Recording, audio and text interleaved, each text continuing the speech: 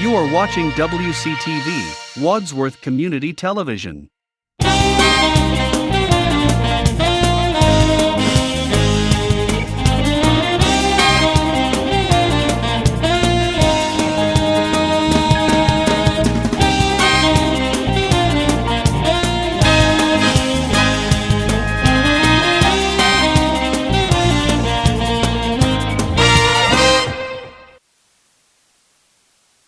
Hello, I'm Bruce Lorincz, and this show is called Bruce on the Loose. I talk to people in Medina County and Wadsworth, the school system and city government, and businesses now. Here with Mike Levitt, who is the proprietor here and the manager of Water Main Grill. And Mike, thanks for taking time out of your busy schedule to join us today.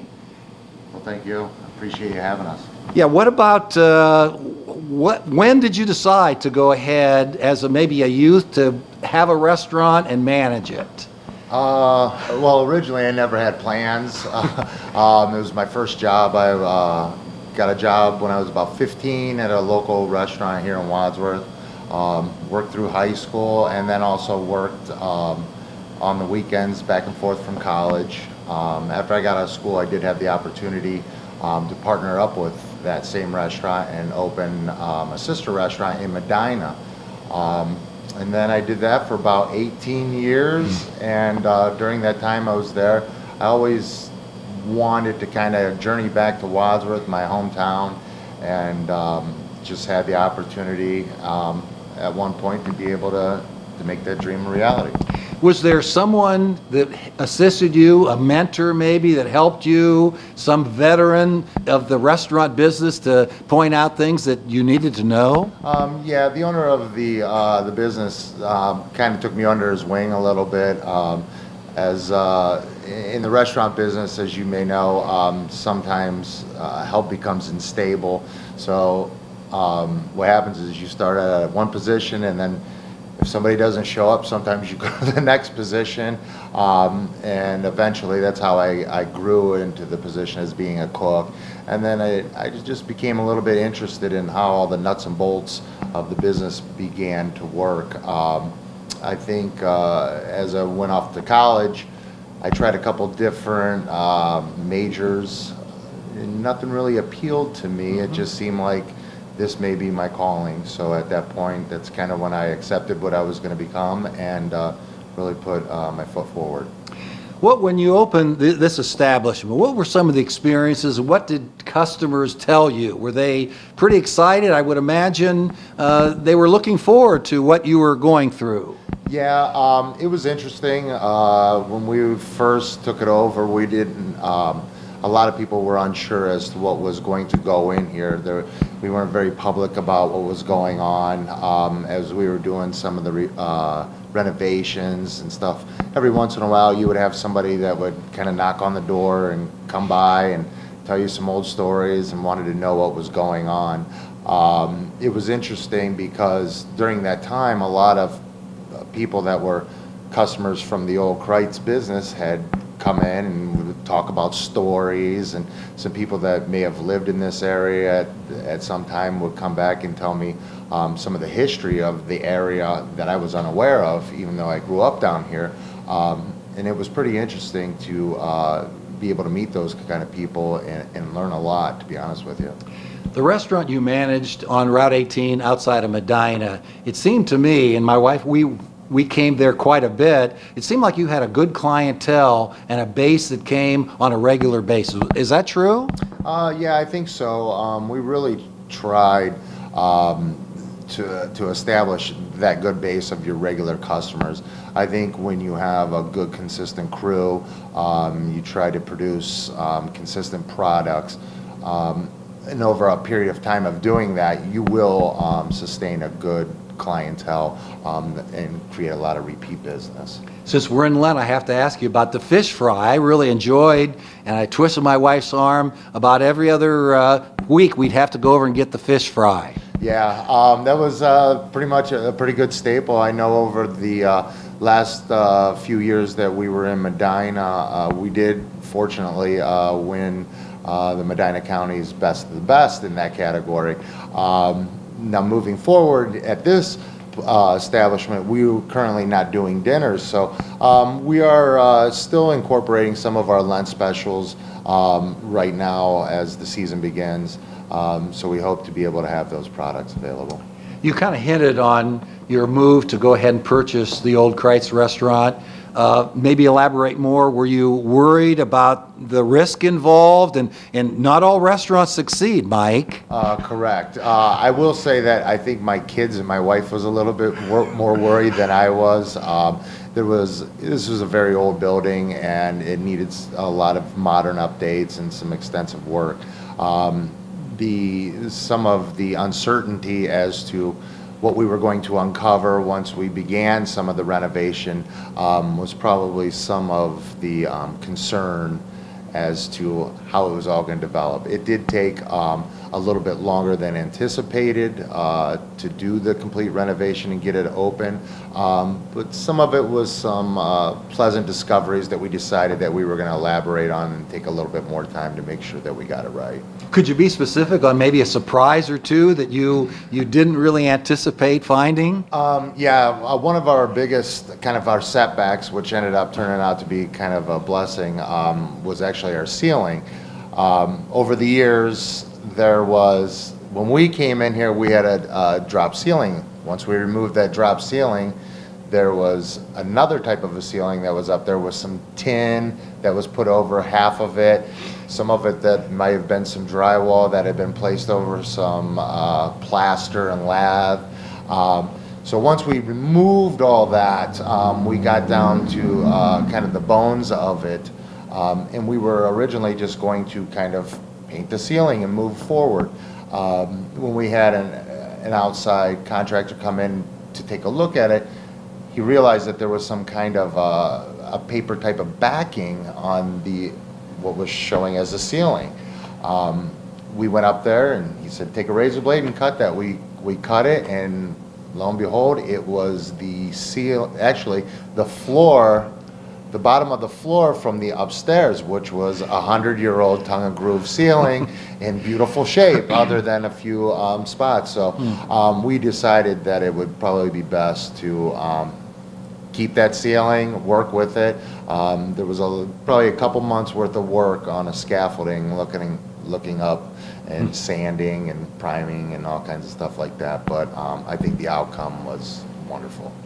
Did someone help you with the decor? I know you have a lot of old pictures of Wadsworth, and I know you take pride in the community. Did someone assist you in the decor? And I really like the different seating areas. You have a lot of different places to have people come in and enjoy your items. Yeah, it was kind of interesting when we were, like I said, when we were doing some of the renovation and meeting people and learning about the history.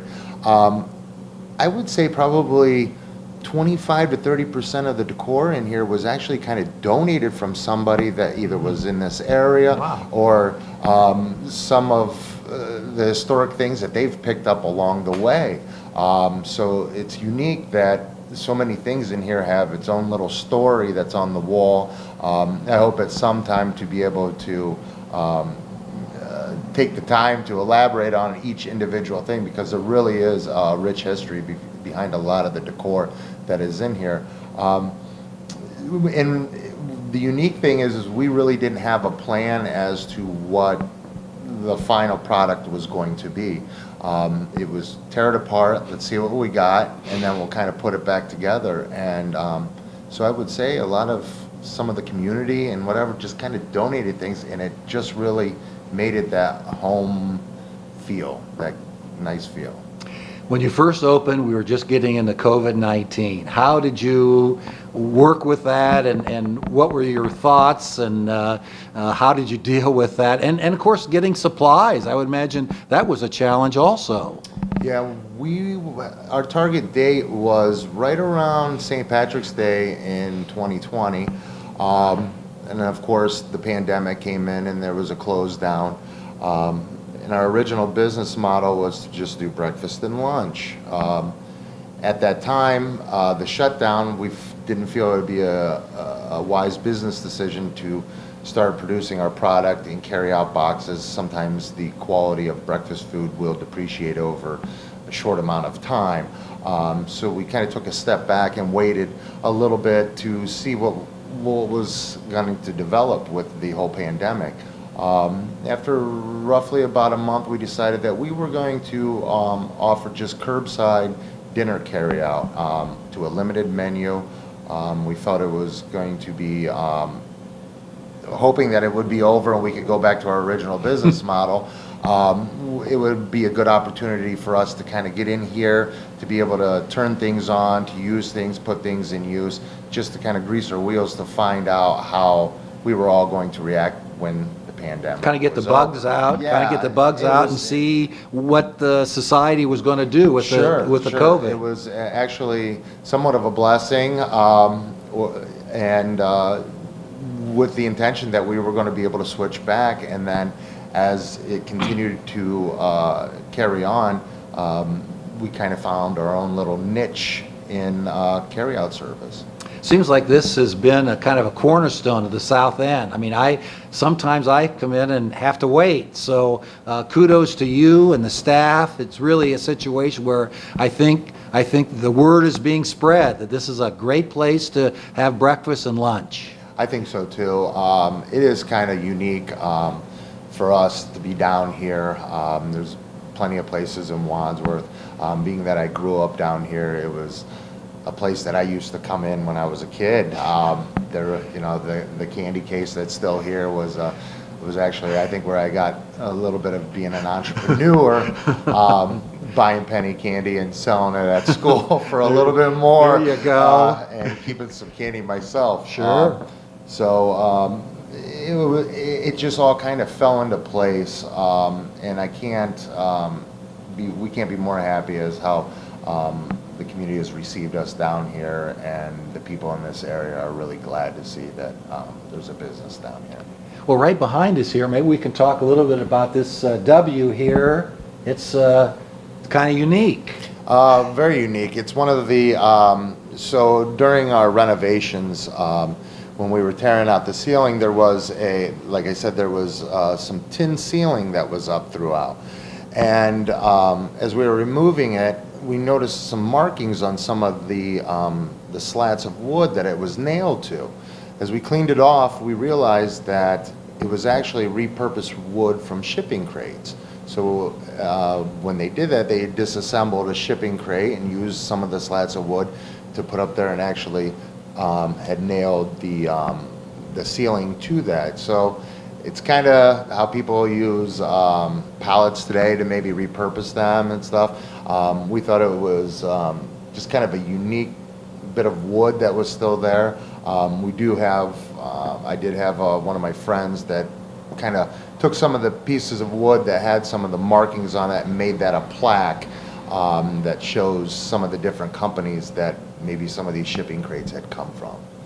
You also have a lot of unique pictures and nostalgia from Wadsworth, days gone by, and of course Drew will get some pictures of all those particular pictures, but the South End Tigers, 1905, is in the restroom. Yeah, that was a pretty unique, another one of part of the history that a gentleman had shared with me about the South End Tigers, and then apparently there was another team on the North End that was called the North End Imperials, and Sunday afternoons they would get together and play some football at Birch Street Park, and I was fortunate to be able to have one of the pictures, and I thought it was very unique and fitting for our business.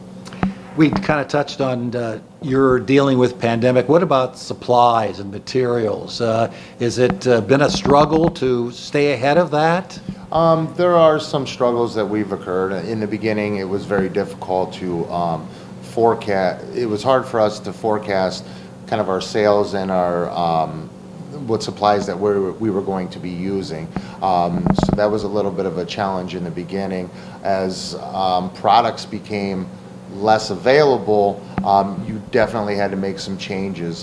Currently, right now, we're seeing a little bit more stability in some of the products. I will say the variety of some of those items may be a little bit are squeezing us a little bit. For example, maybe some of your salad dressing companies are only focusing on maybe their top 5 dresses. Some of those unique items that you would normally be able, I think they're becoming a little bit more limited. And then of course, you know, economically we're seeing a little increase in pricing and stuff like that, which is causing some distractions in the business as well. But I think, you know, in the restaurant business, you have to continue to adapt and make changes to what is available to you. It's just part of survival. I have to tell you, I was always impressed with the staff you had on Route 18. You know, it seemed like the people were very personable. They really, you know, service was really at their what they wanted to do, and they certainly wanted to make sure that you were happy. And I think that it has carried over here. What's the key to having a good staff? And you know, I'm really impressed when people, you know, there's people, you know, can't. Post office jobs open, truck drivers, nurses, but it seems like you have ample staff. We've been fortunate. I will say that a lot of the employees that we are able to retain understand that it is a competitive business and that we need the concerns of every customer, and we really break it down to somewhat of a science as to what people's expectations are and what our expectations from our employees to be able to produce the product on a consistent basis. I believe once everybody kind of buys into that system and it kind of manifests itself, it becomes a little bit easier to manage people. They really take a team approach to it, and what happens is when you start establishing regulars and you build up that clientele, you have that one. You've developed that relationship that it is, you know, you're going to see that person maybe in here tomorrow or 2 days from now. So it's very important how you serve those people when they are here, so they do come back and they develop relationships. So it's more of a very friendly kind of connection between our servers and our customers that creates pretty much a comfortable atmosphere. I noticed 2 things in coming in from time to time. The staff helps each other. It's not like it's someone's working in a void and no one will help each other. And also there was a young person there, they're training. The one person was new and someone was with them explaining how they do things, and I thought that was really important. Yeah, it is important to, I think that's part of a nice part of our retention that we have with our employees is to give them ample training and to be able to take your time and to really kind of get in the nooks of the job in itself and our expectations. And once you kind of get into the flow of it, you adapt very well at that point.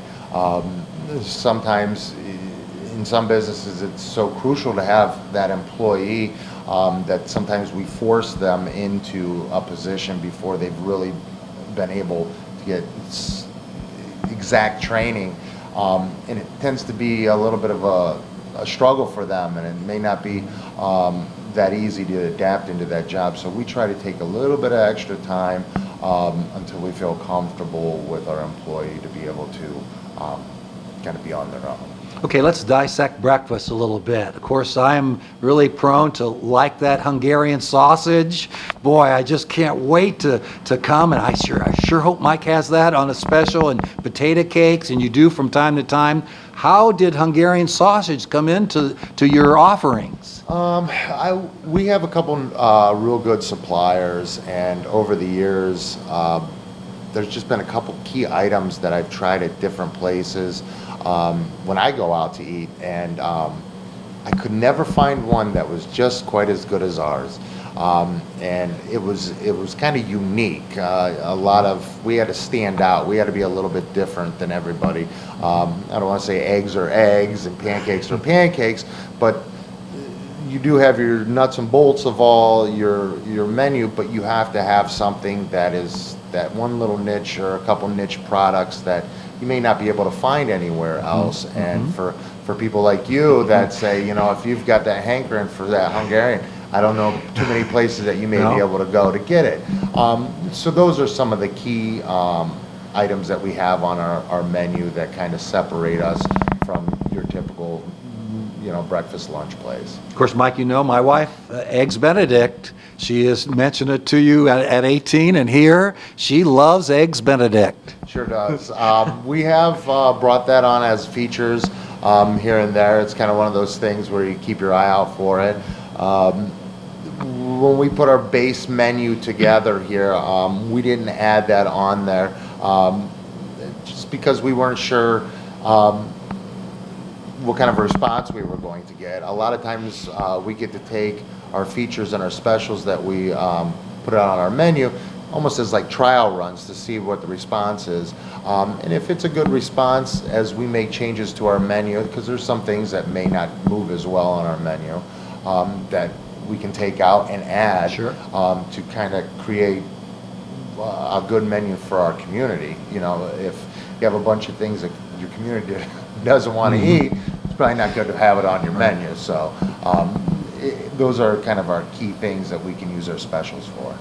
Usually have 3 or 4 specials in the morning, I noticed, so that gives people a variety. They can try one thing one time and go back to something else later. Yeah, it does. A lot of times our features, we discount our price a little bit because we're encouraging you to, you know, maybe try some of those items, and it does give us a lot of feedback for us moving forward is if we want to feature those items at a future date or even, like I said, put it on our menu. And it's unique because we'll come across products that maybe we haven't done for a while or we've never tried, and it's like, well, how do we get it out there? How do we spin it out? Well, we can put it on our feature and put those different products out there to give them an opportunity to see what kind of response we get. And also, it's a good opportunity for us a lot of times when we see increase in pricing and stuff like that to where we can offset it by maybe finding something that may be more price friendly to be able to offer our customers to be able to keep our pricing where it needs to be. You also are thinking about a patio. I see during the late fall you had some excavation done. Tell us about a patio in the future. Well, we're looking forward to that. It would be nice to be able to expand a little bit. We kind of have limited seating in here. As you said, sometimes we do have a line to get in here. Hopefully, in the late spring, early summer, we'll be able to complete the project. It was not really in the books when we came here. It was part of the property with the building, and decided that maybe in the summertime to be able to potentially do some more dinners or be able to utilize that in the evening or even in the afternoon for additional seating. And once again, if you see some of the early development of the project and you see the sandstones that are there, those are actually the foundation of the house that was there that are all hand chiseled sandstone from the 1900s. So once again, it was kind of unique to our building and our area that we felt it would be important to keep that here. Why do you think it's important to give back to the community? You've been on the planning commission of the Blue Tip for years. You helped the schools out in several ways. Why do you think that's important? I think that it keeps Wadsworth the tight-knit community that we are. We've done a couple benefits for some local people in the community. The community responds. When we are able to help out organizations, nonprofit organizations, for them to continue to do what they're doing. Those are the things that actually make Wadsworth such a great community. And those are the people that are kind of behind the scenes that we don't see all the time, that are doing those things to help support the community that necessarily don't get a lot of, I don't want to say attention, but they're not very, I don't want to say not transparent in our community, but they're forgotten. They're forgotten. They're unsung heroes of our community. And after being on the Blue Tip Committee and seeing all those little organizations that I was completely unaware of and how much they do, I found it pretty important to be able to do that. I know you helped Trinity United Church of Christ out for several Thanksgiving dinners for some of the people in recovery, for some of their drugs, and that was really appreciated. Well, thank you very much. Once again, those are just organizations that I think if we have them in our community, instead of it becoming a problem, we can stop it before it becomes problems. And I appreciate those organizations that identify those things and put forward their efforts. Mike, thanks very much for all your time. And I do the show to learn things, and I learn every show I have, and I certainly have learned a lot today as well. And thank you for viewing Bruce on the Loose, and we will have shows coming up.